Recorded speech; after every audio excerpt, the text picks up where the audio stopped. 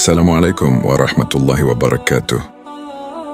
Inilah cerita luar biasa dari Sayyidah Fatimah, putri tercinta Nabi Muhammad SAW. Sayyidah Fatimah lahir pada tanggal 20 Jumadil Akhir, 5 tahun sebelum kenabian Rasulullah SAW, atau pada saat Nabi Muhammad berusia 35 tahun. Fatimah secara bahasa artinya anak yang berhenti menyusui. Namun secara maknawi artinya orang yang putus hubungan dengan dunia. Dia hanya menjalin hubungan dengan Allah Subhanahu wa Ta'ala. Sayyidah Fatimah adalah anak paling kecil pertama yang masuk Islam, yaitu pada saat berumur 5 tahun. Sayyidah Fatimah tidak pernah dibiarkan badan dan batinnya melakukan dosa-dosa atau hal-hal yang membuat Allah murka. Beliau hanya melakukan hal-hal yang diridhoi oleh Allah Subhanahu wa Ta'ala. Suatu hari saat Nabi sholat sendiri di depan Ka'bah, datanglah seorang kafir Quraisy yang menyungkup dan mencekik Nabi.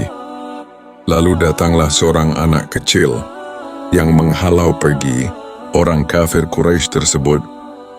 Dia adalah Sayyidah Fatimah.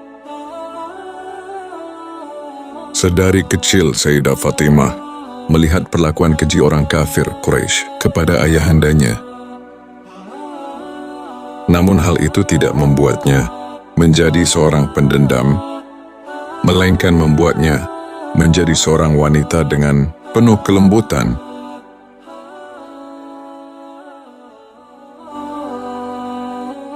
Sayyidah Fatimah mendapat sebutan Az-Zahra, yang artinya bunga semerbak mewangi. Hal ini karena ibadahnya dan akhlaknya yang semerbak mewangi. Bahkan disebut bunga milik Rasulullah karena senantiasa membahagiakan hati Rasulullah. Orang-orang sering berkata bahwa perilaku Sayyidah Fatimah sangatlah mirip dengan ayahnya. Cara berjalan, duduk, dan berdirinya, bahkan senyumnya pun sangatlah mirip dengan Rasulullah. Dalam hadits riwayat Tirmidzi, Sayyidah Aisyah istri Rasulullah bersaksi, "Aku tidak pernah melihat siapapun yang begitu mirip dengan ayahnya sebanyak yang Fatimah miliki."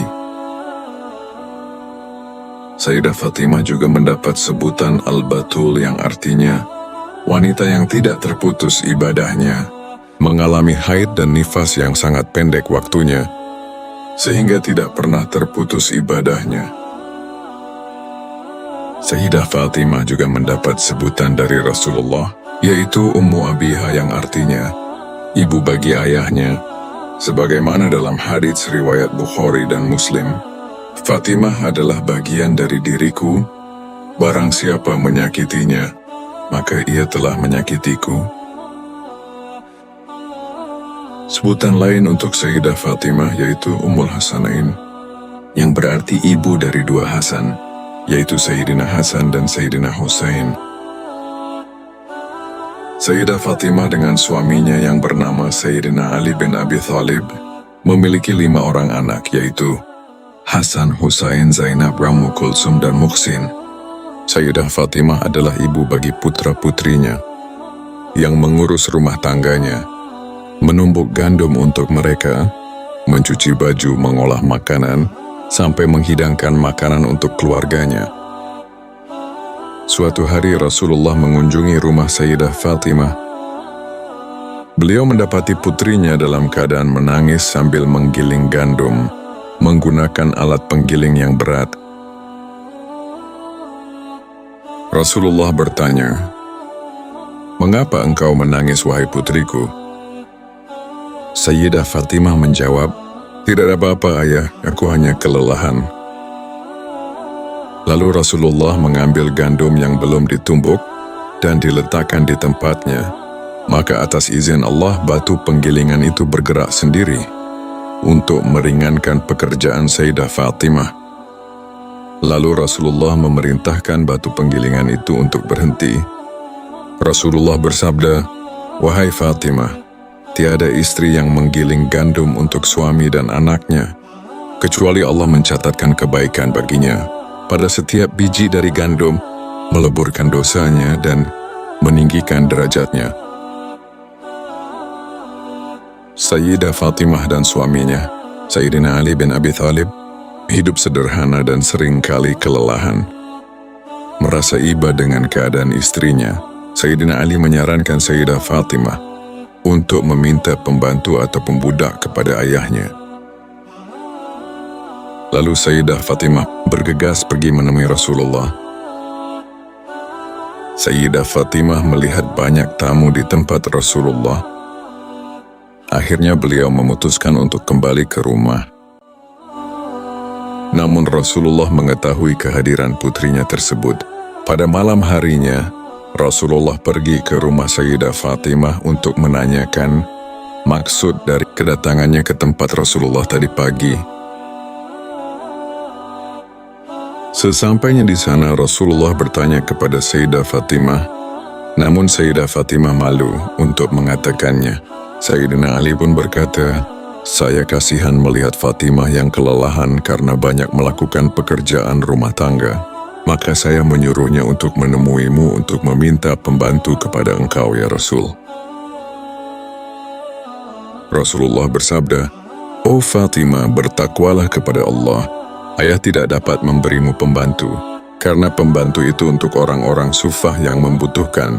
Maukah kalian berdua aku tunjukkan sesuatu yang lebih baik daripada seorang pembantu?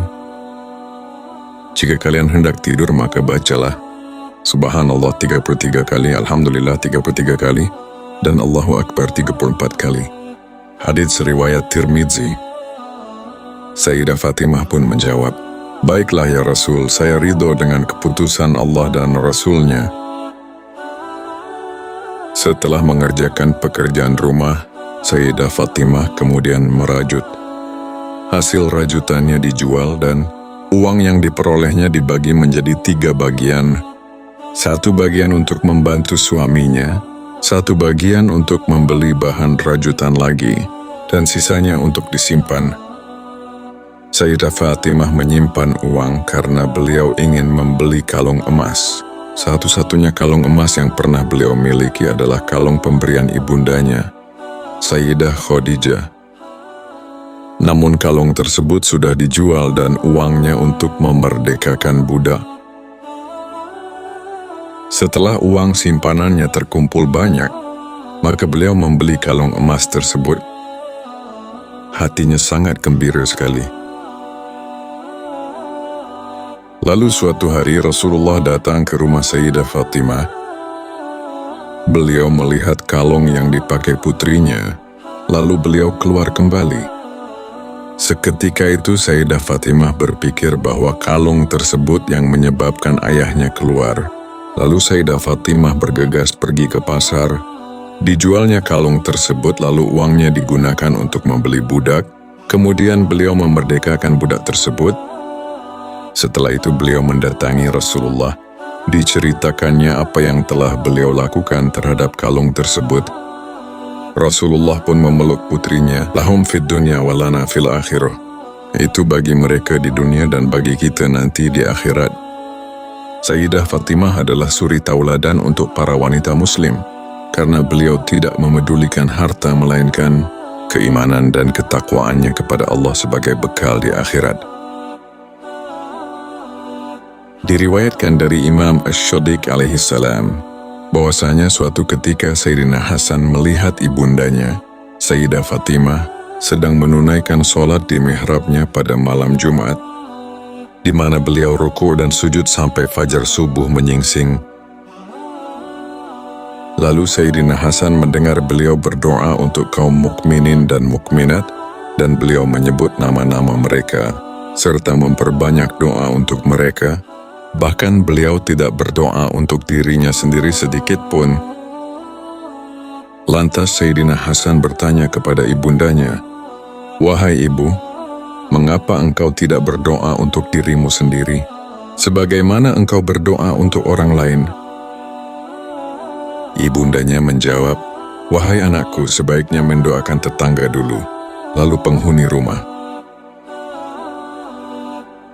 Setelah selesai salat seperti biasa, Rasulullah menyampaikan petuah-petuah berharga kepada para sahabat.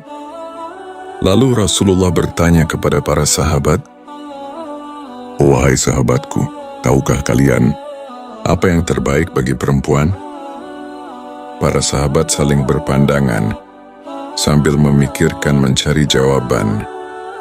Tapi tak satu pun mampu menjawab sampai kemudian mereka meninggalkan masjid, menuju rumah masing-masing, termasuk Sayyidina Ali bin Abi Thalib, suami dari Sayyidah Fatimah.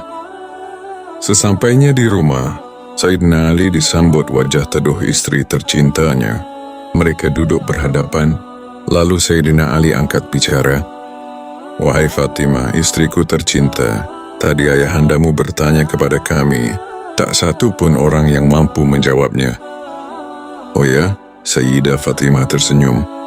Kilatan cahaya matanya jelas menyiratkan rasa ingin tahu.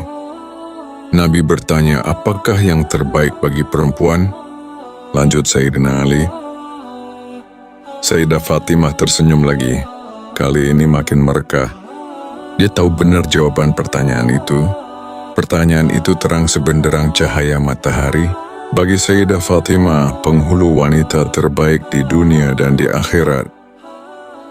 "Suamiku tercinta, yang terbaik bagi perempuan adalah dia tidak dilihat dan tidak melihat laki-laki." "Ah, begitu, engkau sungguh bijaksana," kata Sayyidina Ali. Kalau Sayyidina Ali menyampaikan jawaban tersebut kepada Rasulullah, Rasulullah tersenyum puas dan berkata, "Fatimah memang benar-benar belahan jiwaku." Pada hari-hari terakhir menjelang wafatnya Rasulullah, semua istri, anak, dan cucunya berkumpul di sisinya. Tidak terkecuali Sayyidah Fatimah, putri terkasih Rasulullah. Pada saat Sayyidah Fatimah tiba, Rasulullah langsung menyambutnya. Beliau langsung mempersilahkan putrinya itu untuk duduk di sampingnya.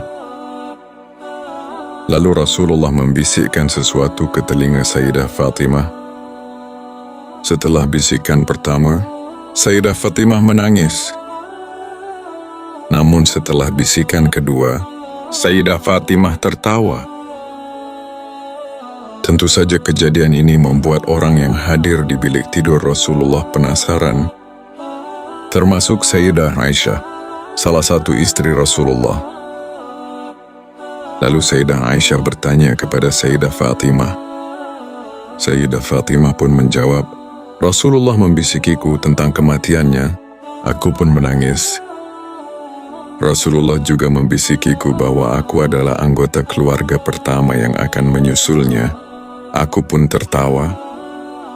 Hadits riwayat Muslim.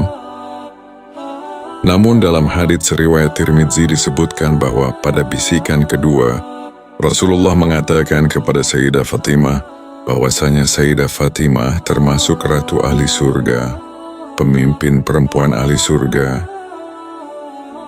Bagi Sayyidah Fatimah, kematian adalah sesuatu yang paling indah, karena satu-satunya jalan berjumpa dengan Rasulullah kembali.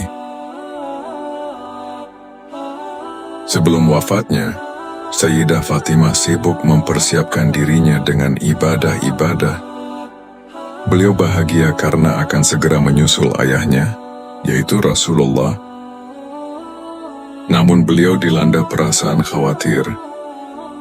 Beliau khawatir jika beliau wafat nanti, kemudian jasad beliau dikafani dan akan dibawa di atas peti untuk dikuburkan, sedangkan peti mati ketika itu hanyalah sebuah kayu datar yang terbuka. Beliau tidak mau orang-orang yang bukan mahramnya melihat lekuk tubuh beliau. Kekhawatirannya ini beliau ceritakan kepada saudara ipar beliau, yakni Sayyidah Asma binti Umais. Mendengar cerita Sayyidah Fatimah, Sayyidah Asma berkata, "Saat aku menemani suamiku hijrah ke Habasyah, di sana aku melihat jenazah orang meninggal dunia, dibawa oleh peti yang tertutup semua sisinya." Mendengar hal itu, Sayyidah Fatimah sangat bahagia dan meminta Sayyidah Asma untuk menyampaikan kepada suaminya agar meminta tukang kayu untuk membuatkan peti mati tersebut untuk Sayyidah Fatimah. Hal inilah yang menjadi awal dari adanya keranda jenazah, seperti yang banyak digunakan umat Islam hingga saat ini. Tak lama setelah itu, Sayyidah Fatimah sakit keras. Dan akhirnya beliau dipanggil Allah Subhanahu wa Ta'ala pada malam Selasa, tanggal 3 Ramadan tahun 11 Hijriah. Sayyidah Fatimah wafat 6 bulan setelah wafatnya Rasulullah. Sesuai wasiatnya, Sayyidah Fatimah dimakamkan di Baqi' pada malam hari. Makam beliau bersebelahan dengan makam saudara-saudara beliau, yakni Sayyidah Zainab, Ruqayyah, dan Ummu Kultsum radhiyallahu anha. Itulah sekelumit kisah luar biasa dari Sayyidah Fatimah, putri tercinta Rasulullah sallallahu alaihi wasallam. Kemuliaan akhlak Sayyidah Fatimah sangat dihormati oleh umat muslim hingga saat ini. Oleh karena itu, marilah para muslimah kita jadikan Sayyidah Fatimah sebagai role model kita dengan meneladani akhlak mulia beliau. Kita berharap menjadi wanita syalihah yang dicintai Allah, Rasulnya, dan meraih kebahagiaan di dunia dan di akhirat, insya Allah. Wassalamualaikum warahmatullahi wabarakatuh.